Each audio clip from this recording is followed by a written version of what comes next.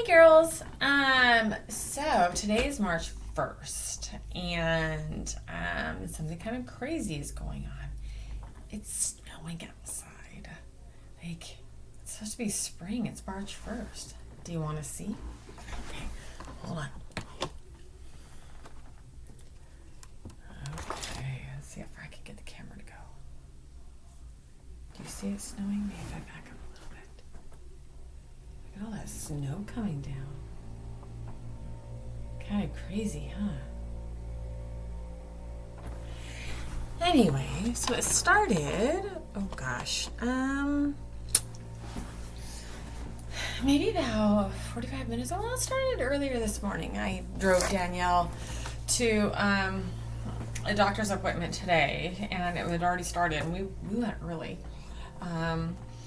Anyway, so it's a good day to be inside and cozy, and look at what I have.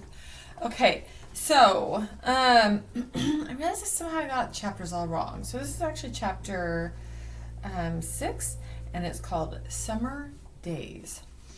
And just as a recap, remember in the last chapter, Wilbur finally met Charlotte, and remember he was kind of grossed out about how Charlotte catches her food, but then he realized later, they kind of foreshadow. Foreshadow means telling you what's going to happen before it happens.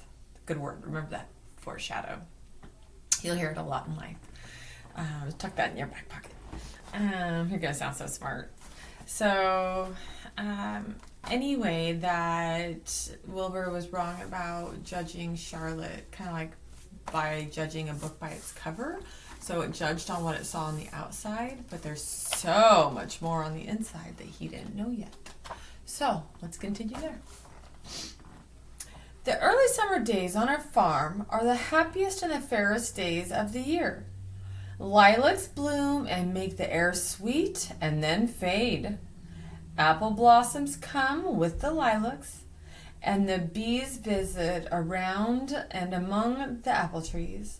The days go warm and soft, school ends, and children have time to play and to fish for trout in the brook.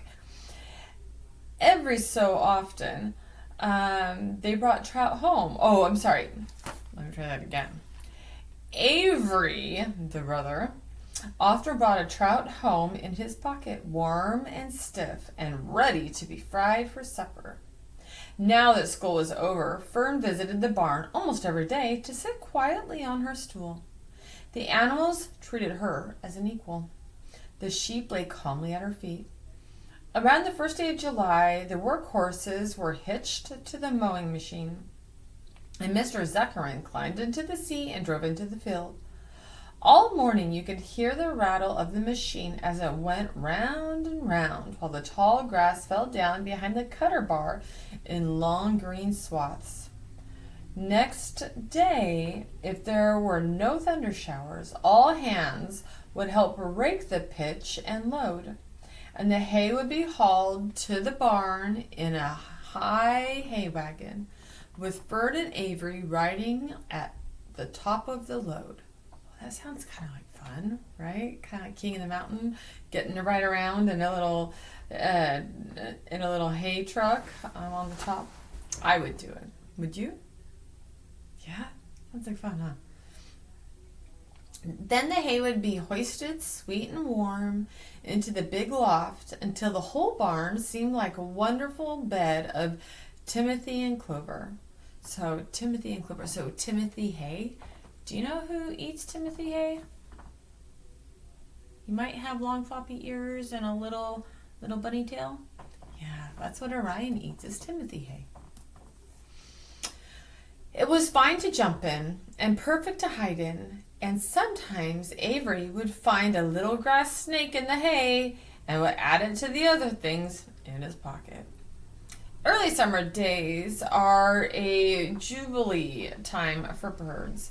In the fields, around the house, in the barn, in the woods, in the swamp, everywhere, love and songs and nests and eggs.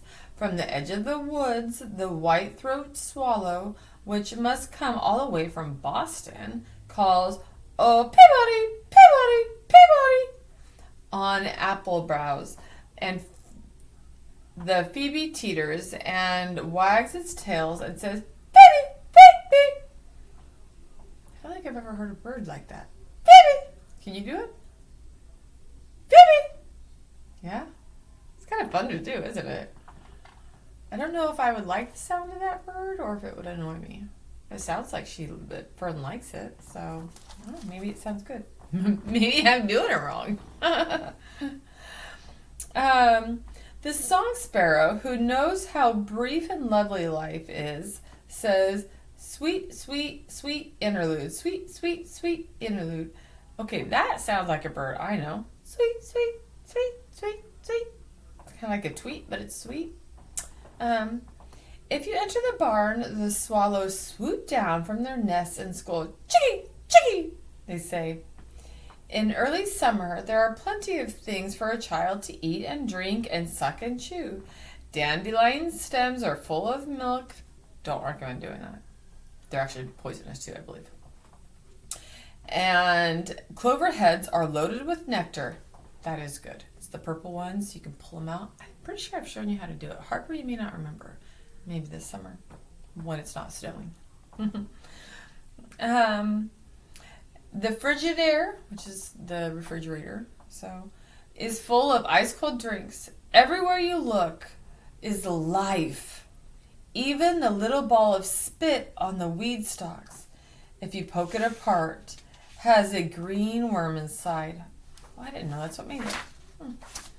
And on the underside of a leaf of the potato vine are the bright orange eggs of the potato bug. It was on a day in early summer that the goose eggs hatched. This was an important event in the barn cellar. Fern was there, sitting on her stool when it happened. Except for the goose herself, Charlotte was the first to know that the goslings had arrived. The goose knew a day in advance that they were coming. She could hear their weak voices calling him from inside the egg. Do you think they were like, "Mama, Mama, Mama"? That's what I imagine in my head. What do you hear? Yeah, it's good, right? So sweet.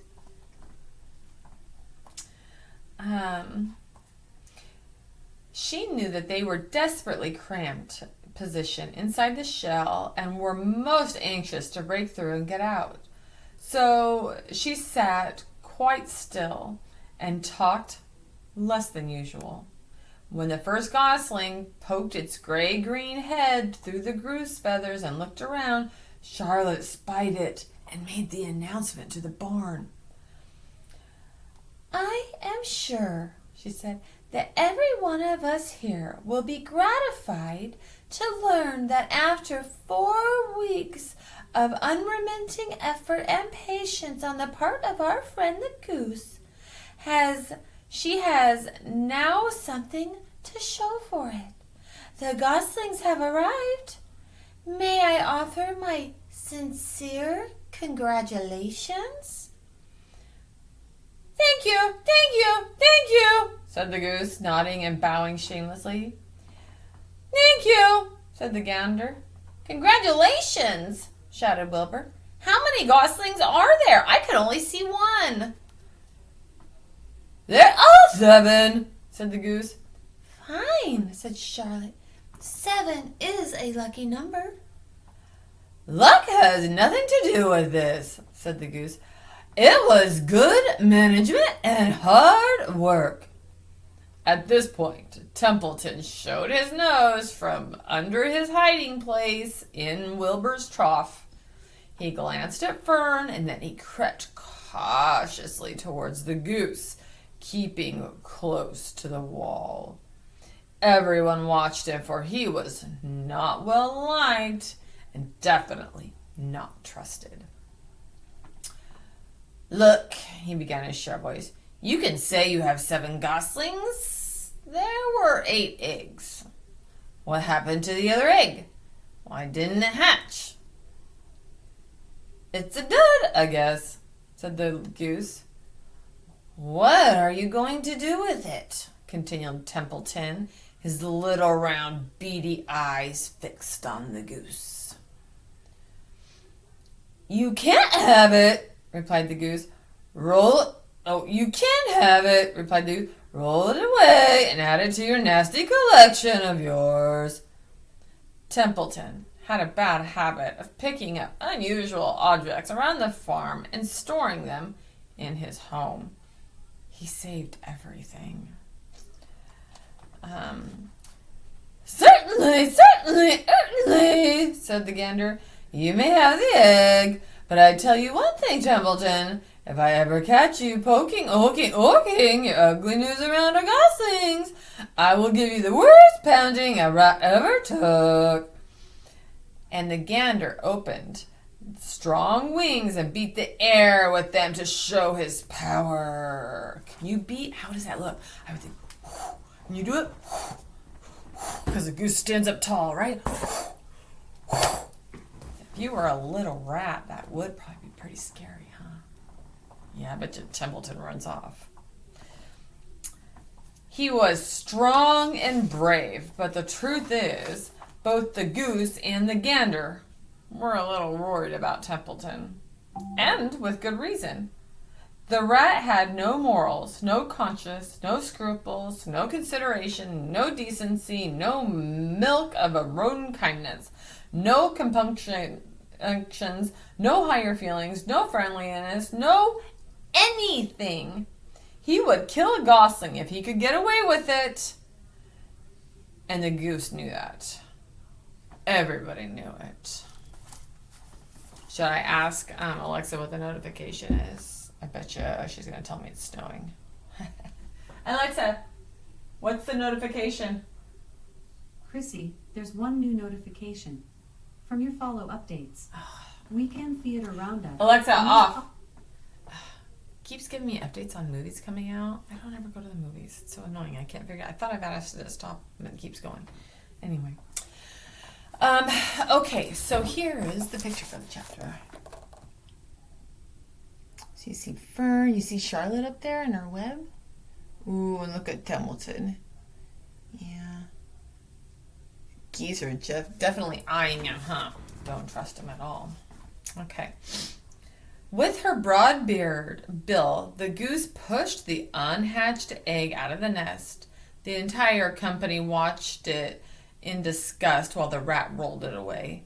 Even Wilbur, who could eat almost anything, was appalled. Imagine wanting a junky old egg, he muttered. It's a rat, said Charlotte. She laughed, a tinkling little laugh. But my friends, if that ancient egg ever breaks, this barn would be untenable. What's that mean? Asked Wilbur. It means nobody will be able to live here on account of the smell.